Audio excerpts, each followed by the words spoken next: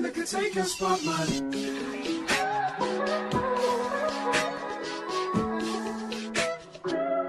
If I wrote you a symphony, just to say how much you mean to me, what would you do? If I told you you were beautiful, would you do? All right, so let's talk about bankruptcy. So I wanted to make an updated video about bankruptcies because I think the last time I talked about this, it was maybe like a year or so ago. But yeah, so let's just cut the chase, get right into it. If you are new to my channel, hi, my name is Mercedes. Go by MC. Make sure you subscribe to the channel. If you are a returning subscriber, thank you very much for all your support. It is greatly appreciated. Now, enough of that. Let's get into the video. All right, so I just want to start off by saying that LexisNexis is without a doubt the source. All right, so the key here is instead of going directly to the credit bureaus, which I'm pretty sure a lot of you have already done, you know, unfortunately, you know, we don't know, like as a credit specialist, you learn as you go. And I realize now that you shouldn't go directly to the credit bureaus. You should go to the source, who is LexisNexis. They are the ones who are providing this information to the credit bureaus about you. It is all over the credit bureaus' websites under their public record information, like it is clear as day on their website who they go to validate your bankruptcy, and it is LexisNexis. So step one would be to request a copy of your consumer report from LexisNexis. You want to start there. Now you could do that one of three ways. You can either order online, and I'll have that link in the description box. You can order your consumer report online from their website, or you can call them at 888-497-0011, or you can email them at consumer.documents@lexisnexis.com. And, you know, once you do whichever one of those three methods, you need to wait for your report to come. This could take 5 to 7 business days, 7 to 10 days, like standard, you know, but the only way to know officially when they've received your request, if you mail it in, is to send the letter certified. But if you email, they should give you a time frame. And if you call them, they should give you a time frame on when you will receive that consumer report. All right, so while you are waiting for that report to come, I know some of you get antsy. You like to come and say, okay, well, I sent, you know, my letter off to LexisNexis. What do I do now? So for those of you who are extremely busybodies, extremely antsy, I want you to write the court a letter, or go to the local courthouse that you went to file your bankruptcy. You want to go to them, like you can physically go to the courthouse. I know some states, they will allow you to go and they will give you a letter the same day. You basically want to ask them if they provide any information about public records to the third party, being a credit bureau or LexisNexis. You just want to ask them straight up. And if you physically go there, you want to ask them if they could put this information on a letter and give it to you, stating that they don't. We don't need any other information. With you physically being there, make sure that they don't mention anything about PACER on their letter. All you need is a yes or no. Specifically, a letter that says, no, we do not provide any information to third-party companies, third-party credit bureaus, credit reporting agencies. It's something along those lines. We don't need nothing else talking about, you know, but they could go look on PACER. Like, we don't need that. We don't need anything like that. So if you physically go, you know, just see if they can say yes or no on the letter. You know, yes, we do, or no, we don't. And the answer is going to be no, because they don't. Now, if you mail them a letter, because some states will say, or if you go to them, they'll just let you know that you need to write them instead of physically going up there. Make sure you include a self-addressed stamped envelope in the letter that you send to them, so that when they mail you back, you will already have you've provided them an envelope, basically stamped already with your mailing address on there. So you basically want to ask them, do you provide any information to the credit bureaus about public records? Are you validating public record information with the credit bureaus or any other third-party agencies such as LexisNexis? Just a straight, short letter. It don't have to be super lengthy, because all you really want to know is yes or no. And that's it. And you want to wait for that to come. Now, I do advise you send it certified. This whole process, I'm going to say send everything certified. I mean, it still is optional, but to prevent you from wondering, when did they receive my letter? I sent it, but I don't know when they got it. Because, I mean, truthfully, the only way to know when they received your letter is to send it certified. So That's the only way. So to eliminate the wondering in your mind, because a lot of us are very antsy. Everything's so fast. We want results fast. So the only way to, kind of let your mind be like, okay, they got my letter, because they don't receive the letter the same day you mail it off. It takes time. So anyways, yeah, send it certified to kind of just, so you ain't overthinking. Okay, so by this time, you should have received your consumer report from LexisNexis. And once you receive that report, you want to go over it, of course. It's going to be thick, so don't be alarmed by the extensive amount of information that they have on you, because it's going to be a lot. But in this particular video, I don't want to focus on anything else outside of what is listed under the public record or bankruptcy section of your consumer report. So you want to go straight there so you can get your case number if you don't already know it. And you want to write LexisNexis a letter, and you basically want to request or ask them how they verified your bankruptcy, because you want to know who's their source, where did they get this information from? And if they can't provide that to you, or if they can't provide any proof of how they verified your bankruptcy or any documents that verifies that this is your bankruptcy, they need to delete this information from your consumer report. And in that letter, you also want to request an updated consumer report reflecting the changes, meaning this consumer report should now reflect that there was no bankruptcy filed, like there should be no bankruptcy information. So in your letter, again, you are seeking out how they verified your bankruptcy. Now, previously in the video, I might have mentioned that, to tell them that you already went to the court and the court said that they didn't verify. But in this particular video, I'm going to say leave out any information pertaining to the court, because what they have been doing now is saying that they are verifying the bankruptcy through PACER. So we don't want to give them any other answer outside of court when they respond to you. We don't want to go ahead and say that we've contacted the court already and the court has said they didn't provide this information to you, because we don't want them to turn around and say that they verified this bankruptcy through PACER. So, so leave that out. Okay, so do not put anything in the letter about you contacting the court, and things along those lines. All right, so you want to send that letter certified as well. This, like I said, this whole process, let's just do everything certified. I mean, it is optional, but I say send it certified. Now you want to wait for your results. Okay, so once the results come back, the results are going to be something along these lines. Okay, so the results are either going to say they verified through the court. Gotcha. Now, if they say they verified through the court, what you want to do is send a copy of the letter that you received from the courthouse stating that they do not provide any information to third-party companies such as, the credit bureaus or LexisNexis, or it just may say third-party credit reporting agencies. And you want to send that letter. And you also want to type a letter that basically says, I contacted you on X date, seeking out how you verified this bankruptcy.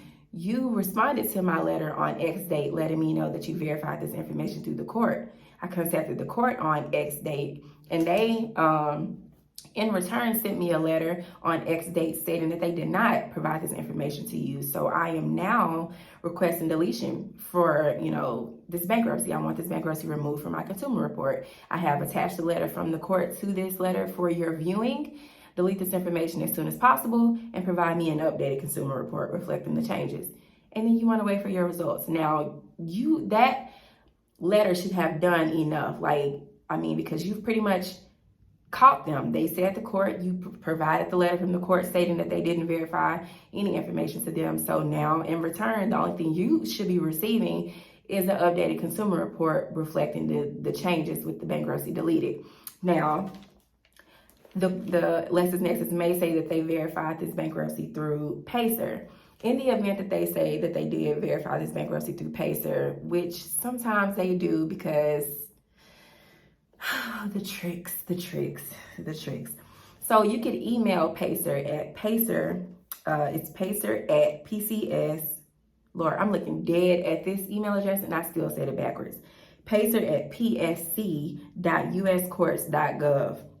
And you basically want to ask them the same thing, similar to what you sent to the court. You just basically want to say, to whom this may concern, I'm writing you about inquiring about bankruptcy information. I was wondering if you provided any information to third-party credit reporting agencies such as LexisNexis, and that's it. And once they respond to you and tell you no, that they don't provide any information, you want to make a copy or print that email out, and then you want to send a copy of that to that copy, blah, blah, blah. Then you want to send a copy of that email to LexisNexis, and then basically send them a letter saying, I contacted you on X date, asking how you verified this bankruptcy. You told me you verified this bankruptcy on X date through Pacer. I contacted Pacer on X date. Pacer in return emailed me or wrote me back letting me know that they did not provide this information to you. So if Pacer didn't provide this information to you, there's no way that you legally validated this bankruptcy. Please delete this immediately. And then you can also attach the email to that letter as your proof, and again, in return, you should receive nothing other than a consumer report reflecting the deleted changes, and you should not have a bankruptcy reporting on your consumer report anymore. And then I'm going to get into something else after this, but next, you may just receive a letter back from LexisNexis stating that the bankruptcy was verified and it remained. Now, you want to write them again and say, now I'm writing you for the second time now, asking how you verified this bankruptcy. You responded by just saying the bankruptcy was verified and you didn't provide any information. I am trying to figure out how you verified this bankruptcy because I need to know who to contact in regards to this information that's reported on my consumer report. Because I need to know, how did you get this information about me and why is it on my consumer report? Something along those lines. It doesn't have to be sound all professional or include any laws and all this type of shit. Like, you just need to know how they got this information. And if you do not provide this information to me, I will be going ahead and filing a complaint with the CFPB about this, because this is ridiculous. Like something along those lines. Like, this letter needs to be the second attempt of anything. You should be frustrated at this point, because it's like, look, I already wrote you the first time asking you a very direct question, and all I needed was a very direct answer, and in return you didn't answer my dispute. You just said it was verified, but you didn't give me any other information. So basically in your letter you want to say something along those lines, and then just wait for your results back, and then they should either respond with the court or Pacer, and then you just want to proceed how I told you to previously. Now, assuming that the bankruptcy has gotten deleted, we're going to move on to contacting the credit bureaus. Now, once you contact the credit bureaus, you want to seek out what's called a method of verification. You can go on the credit bureau's websites, look under public records, and it's going to say TransUnion. It's going to say LexisNexis. It's going to say LexisNexis for Experian, for Equifax. Okay, and then for TransUnion, here's where it gets annoying. Okay, so for all bankruptcies filed before November 30th, 2018, it says clear as day on their website they verified this information through third-party vendor LexisNexis. It says it clear as day. For all bankruptcies filed after November 30, 2018, it says clear as day they are validating this information through a company called LCI. This is where it begins to get annoying and frustrating. LCI is not a company that you can freeze like you can with LexisNexis, or like you can freeze the credit bureaus. Like, you can't place a freeze on LCI. LCI is kind of like that bug in the room, or just that person that's always hanging around just to kind of have information or be in the know to go report back to somebody. That's what LCI is in this equation.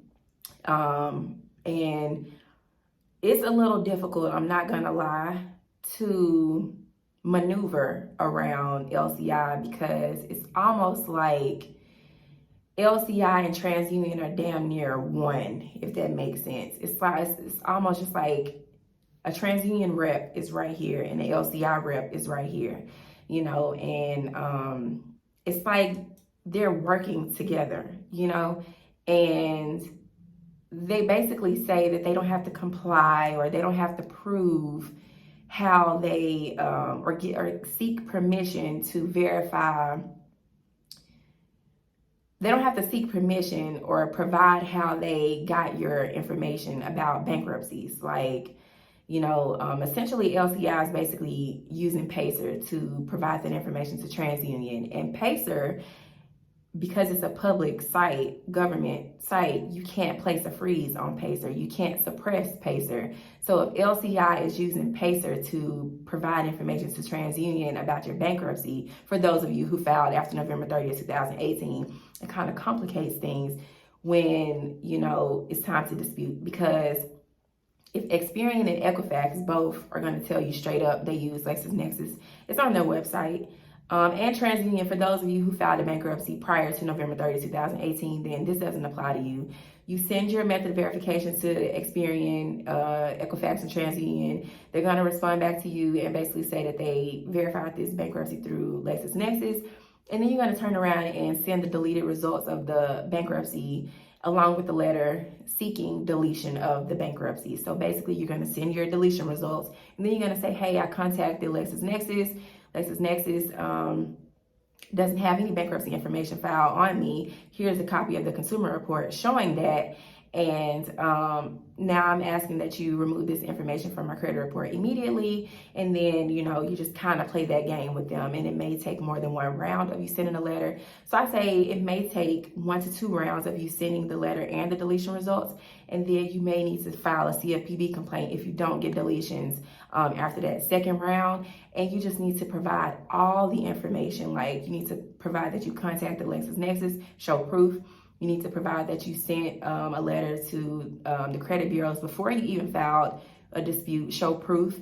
Like, basically with your CFPB complaint, you need to show as much proof as possible for that case to go in your favor. You can't just go file a dispute, don't include any information and expect it to go your way, because it doesn't always work like that. Sometimes filing a CFPB complaint kind of seems like a dead end and a waste of time, I'm not gonna lie. But just like with anything, it's a 50-50 chance that it's going to work in your favor the first time. So you may have to just keep trying with that, but eventually it will work. Just stick with it. You're going to get a little annoyed, but just keep trying, okay? Just keep trying. Coming from somebody who's filed bankruptcy, who's had a dismissed bankruptcy, who's gotten it deleted. It took me, no lie, probably 1.5 years, I'm not going to lie, to get that bankruptcy removed. It was very challenging. It wasn't an easy journey at all. It's a legitimate bankruptcy that I'm trying to get deleted. So nothing about that process is going to be easy. So anyways, LCI. So for those of you who filed bankruptcy after November 30, 2018, I do have a letter called a follow suit letter. Now, assuming you get the bankruptcy deleted from Experian and Equifax, you can send this follow suit letter. I'm going to put it on the screen. And basically what this letter does is try, emphasis on try, to get the credit bureau to remove information because the other credit bureaus have, whether it's because they couldn't properly validate the information or because it was just in fact an error. It's like you want them to just follow along and do what the other credit bureaus did, because basically, how are you validating this information? And these bureaus weren't able to. So what do you have that they didn't? Delete this account because they did. Essentially, that's what that letter is basically saying.